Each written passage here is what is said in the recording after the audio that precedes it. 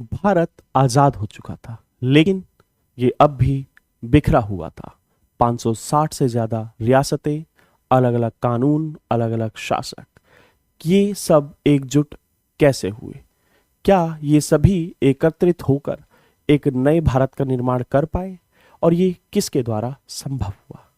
तो इन सभी चीजों की जिम्मेदारी एक भारतीय इतिहास के जाने माने नेता के हाथ में दी गई, जिनको लौह पुरुष के नाम से जाना गया, जिनका नाम था सरदार वल्लभ भाई पटेल।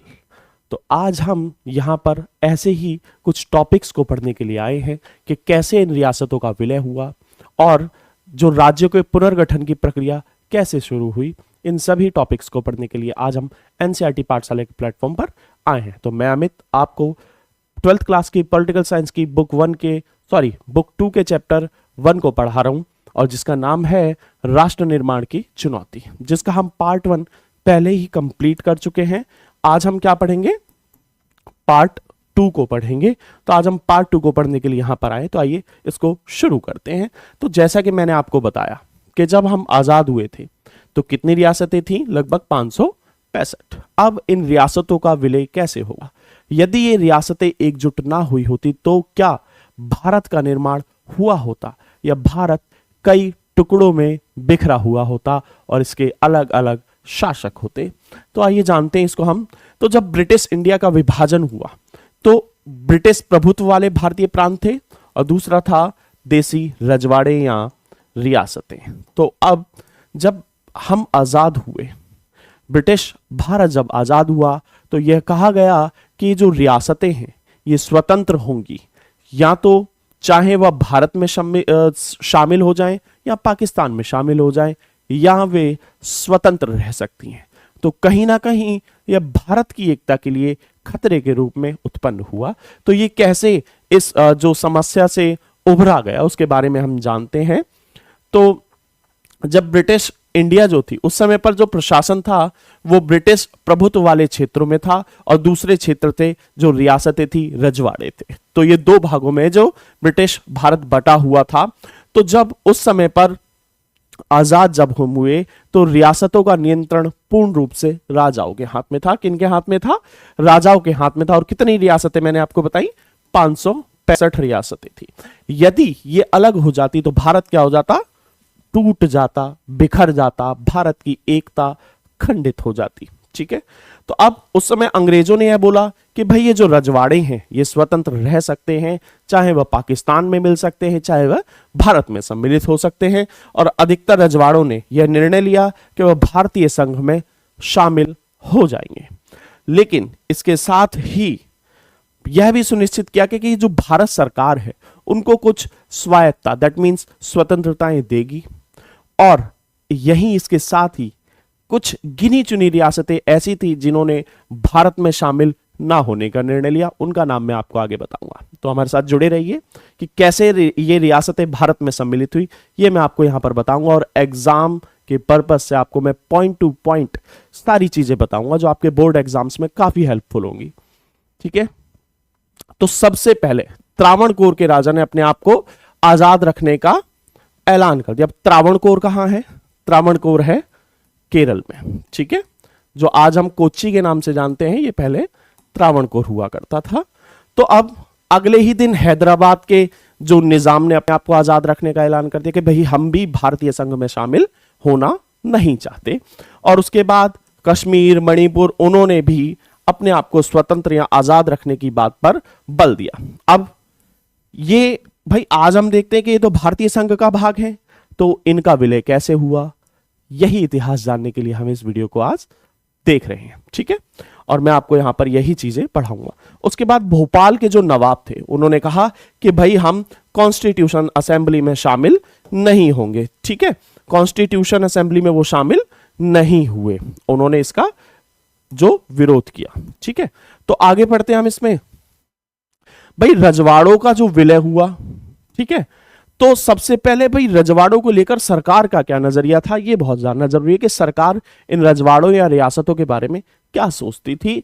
तो इनके विलय की प्रक्रिया को ही पढ़ेंगे। अब सरकार का यह मानना था कि अगर ये एकजुट नहीं हुए तो ये तो बहुत ही छोटे छोटे जो क्षेत्रों में भारत का विभाजन हो जाएगा। और भारतीय जो राष्ट्रीय कांग्रेस थी, जो कांग्रेस पार्टी, इसने इस बात का विरोध किया कि भाई हम भारत का खंडन कैसे होने दे सकते, भारत को कैसे खंडित होने दे सकते, हमें इस भारतीय संघ को एकजुट करना होगा।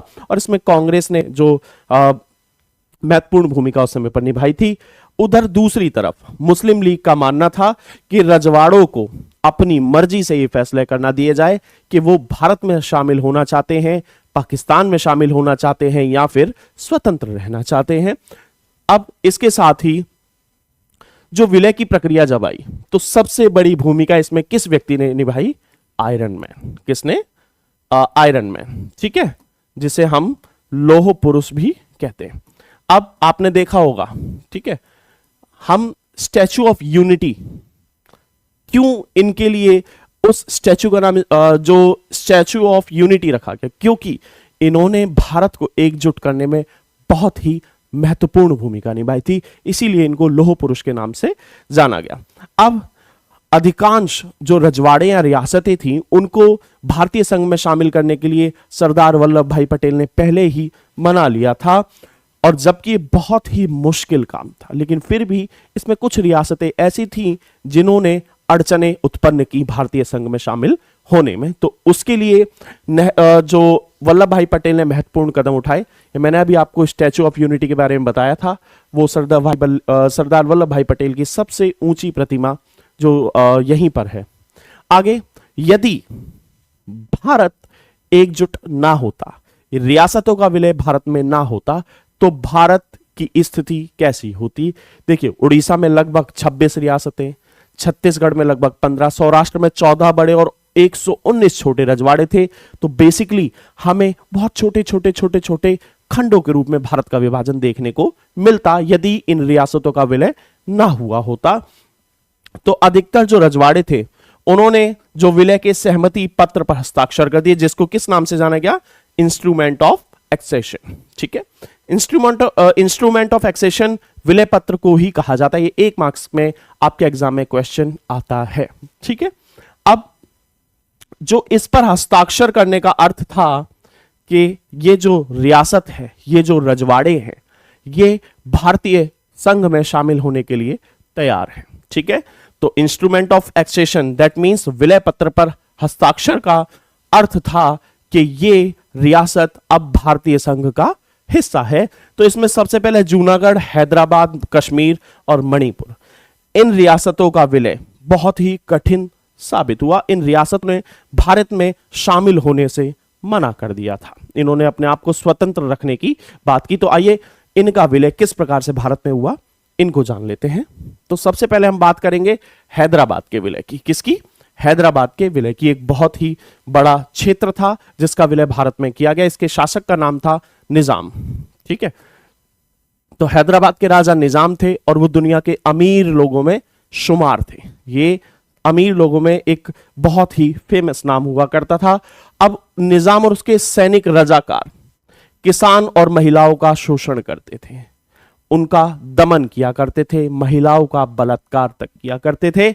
अब निजाम के खिलाफ वहां पर लोगों ने, हैदराबाद की जो जनता थी उसने आंदोलन किया और उस आंदोलन को कुचलने के लिए निजाम ने अपने गुंडे रजाकार भेजे कि भाई ये जो आंदोलन हो रहा है इसको दबाएं, इसको कुचलें।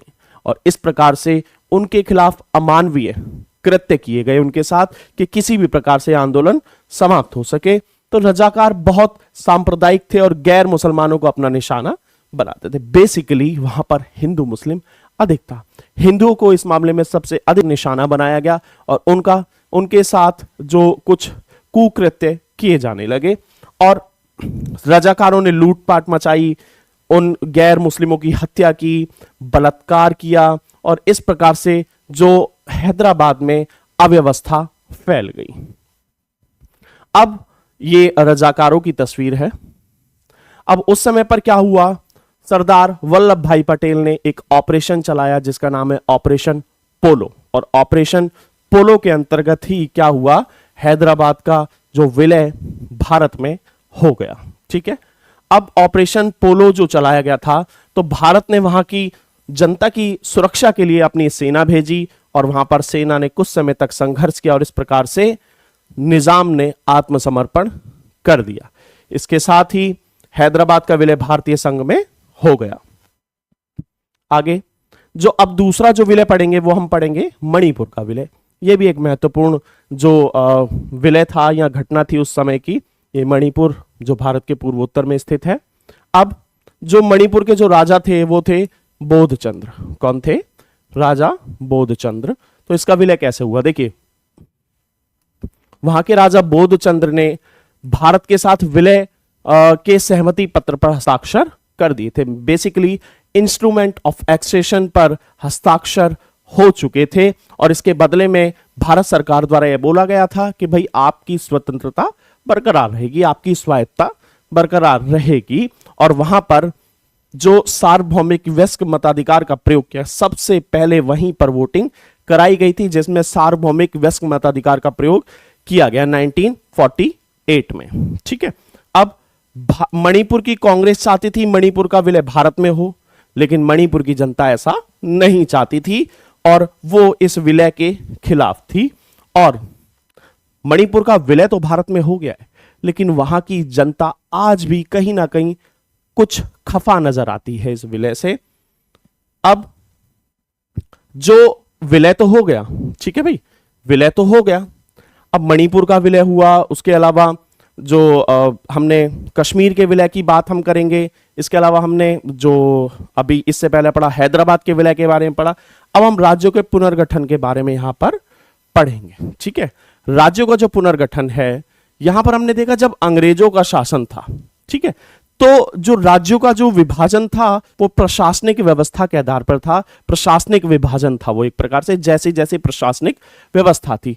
लेकिन जब हमारे यहां पर 1920 में नागपुर अधिवेशन हुआ था, तब यह सुनिश्चित किया गया था कि भारत में जो राज्यों का गठन किया जाएगा वो भाषा के आधार पर किया जाएगा। लेकिन जब हम आजाद हुए तो हमने देखा इतनी हिंसा हमें देखने को मिली। ठीक है। और देश पहले ही इतनी त्रासदी झेल चुका था, तो सभी यह बात कहने से बच रहे थे कि हम भाषा के आधार पर राज्यों का गठन करेंगे। क्यों? क्योंकि इससे राष्ट्र के टूटने का खतरा उत्पन्न हो जाता और इस प्रकार से सरकार यह फैसला लेने से डर रही थी कि हम राज्यों का गठन किस आधार पर करेंगे। ठीक है। लेकिन भाषा के आधार पर जो पहला राज्य बना वो कौन सा राज्य बना उसको देखते हैं। आइए, भाषा के आधार पर जो पहला राज्य बना वो था आंध्र प्रदेश। तो उससे पहले हम यहां पर थोड़ा सा जान लेते हैं उसके बारे में। जो पुराना जो मद्रास क्षेत्र था उसमें आज के वर्तमान के कौन कौन से राज्य सम्मिलित थे? वो थे तमिलनाडु, आंध्र प्रदेश, केरल और कर्नाटक। सोचिए, एक मद्रास और कितने राज्य? 4। कौन कौन से? तमिलनाडु, ठीक है, आंध्र प्रदेश और केरल और कर्नाटका। ठीक है, क्या? केरल और कर्नाटका। अब यहां पर हम केरल और कर्नाटका के बारे में बात करते हैं। तो केरल और कर्नाटका की यहां पर हमने बात की। अब यहां पर देखा कि यहां पर एक बड़ा और विशाल आंदोलन भी हुआ था। ठीक है। कौन सा आंदोलन हुआ? बड़ा और विशाल आंदोलन हुआ। किस लिए? कि राज्यों के जो पुनर्गठन की बात यहां पर की थी। इन्होंने कहा कि भाई हम भाषा के आधार पर जो राज्यों की मांग कर रहे हैं। किन आधारों पर?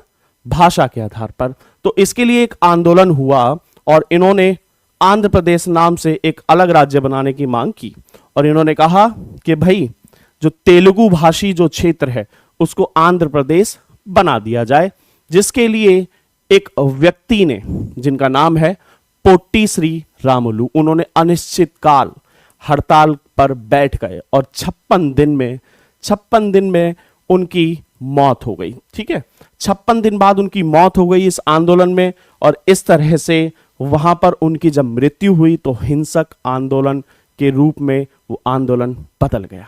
अब वहां पर हिंसा ने जन्म लिया और इस प्रकार से लोग सड़क पर आ गए। पुलिस की कार्रवाई में कई लोगों की जान चली गई और कई लोग घायल हो गए। मतलब एक हिंसा ने वहां पर जन्म ले लिया। एक भाषा के आधार पर राज्य के गठन की मांग ने, कांग्रेस के कई विधायकों ने इस्तीफा दे दिया और अंत में जब इतनी हिंसा और कांग्रेस के नेताओं का इस्तीफा इत्यादि होने लगा, तब कांग्रेस सरकार ने उस समय पर, नेहरू जी की सरकार ने उस समय पर इस राज्य के पुनर्गठन की मांग को या राज्य के गठन की मांग को स्वीकार किया और इस आधार पर जो दिसंबर 1952 में आंध्र प्रदेश के आधार पर राज्य बनाने की मांग की घोषणा कर दी गई कि भाई हम भाषा के आधार पर राज्य बनाएंगे, और इसके लिए राज्य पुनर्गठन आयोग का गठन किया गया 1953 में। ठीक है, जैसे एसआरसी भी कहा गया, स्टेट रीऑर्गेनाइजेशन कमीशन। ठीक है, इसका कार्य क्या था? इसका कार्य था जो राज्य पुनर्गठन आयोग जब बना 1953 में, तो इसमें इन सिफारिशों को मान लिया गया कि जो भारत में राज्यों का जो गठन होगा वो भाषा के आधार पर होगा, और इस अधिनियम को 1956 में पारित कर दिया गया, और इसी के साथ 14 राज्यों और 6 केंद्र शासित प्रदेशों का गठन उस समय पर किया गया था। ठीक है, कितने? 14 राज्य और 6 केंद्र शासित प्रदेशों का उस समय पर गठन किया गया। अब भारत के कुछ ऐसे क्षेत्र जो उस समय पर संघ शासित हुआ करते थे, जिन्हें बाद में राज्य का दर्जा दिया गया, उनमें सबसे पहला नाम मिजोरम, मणिपुर, त्रिपुरा और गोवा।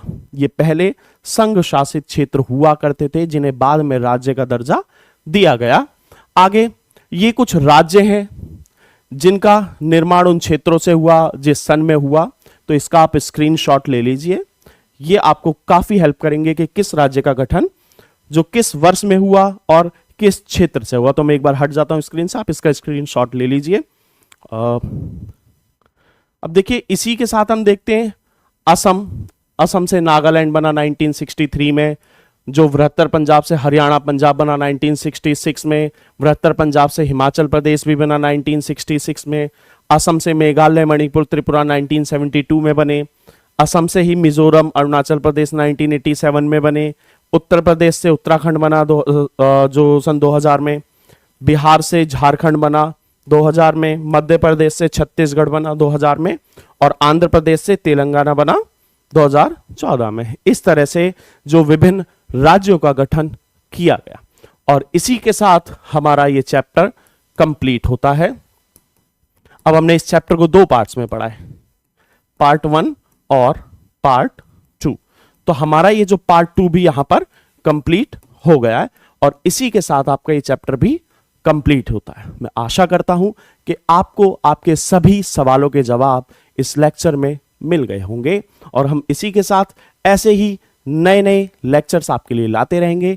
अगले चैप्टर को देखने के लिए हमारे साथ जुड़े रहिए एनसीईआरटी पाठशाला के प्लेटफॉर्म पर। आशा करता हूं ये लेक्चर्स आपको बेहद पसंद आएंगे। तो हमारे साथ जुड़े रहने के लिए धन्यवाद।